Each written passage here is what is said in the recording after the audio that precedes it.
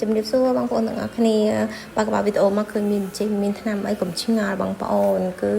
កម្មវិធីសម្រក់ទម្ងន់ព្រោះតាំងពីដើមឆ្នាំមកតឥឡូវហ្នឹងគឺអាហារ7ហ្នឹងគឺអត់ទៅណាសោះបើតែឃើញខ្ញុំទូខ្ញុំពាក់កៅអៅស្ដៃ S អីមែនប៉ុន្តែគីឡូខ្ញុំគឺគាំងនៅស្តុបនៅហ្នឹងហ្មងវាអត់ស្រកហើយក៏វាអត់ឡើងដែរអញ្ចឹងឥឡូវយើងធ្វើ challenge ទាំងអស់គ្នាតើក្នុងមួយខែហ្នឹងខ្ញុំអាចស្រក7គីឡូហ្នឹងបានអត់ហើយវិធីសាស្ត្រងាយៗរបស់ខ្ញុំហ្នឹងគឺព្រឹកឡើងញ៉ាំជាមួយនឹងវីតាមីនទប់ការឃ្លានរួចហើយបានលាបជែលហ្នឹងគឺជែលសម្រក់ខ្លាញ់បងប្អូនចង់ស្រក់កន្លែងណាបងប្អូនអាចលាបបានដូចខ្ញុំចង់ស្រក់ក្បាលពោះហើយនឹងដើមដៃអញ្ចឹងខ្ញុំលាបពីតំបន់ហ្នឹង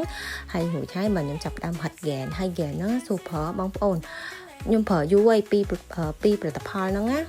ជែលហើយនឹងហ្គេនហ្នឹងខ្ញុំប្រើតាំងពីពេលខ្ញុំនៅហាត់ប្រាណបើសិនជាបងប្អូនដែលគាត់តាមដានវីដេអូខ្ញុំហាត់ប្រាណពីមុនណាគឺឃើញហ្គេនហ្នឹងមកគឺខ្ញុំពាក់ហាត់ប្រាណជាប្រចាំហើយ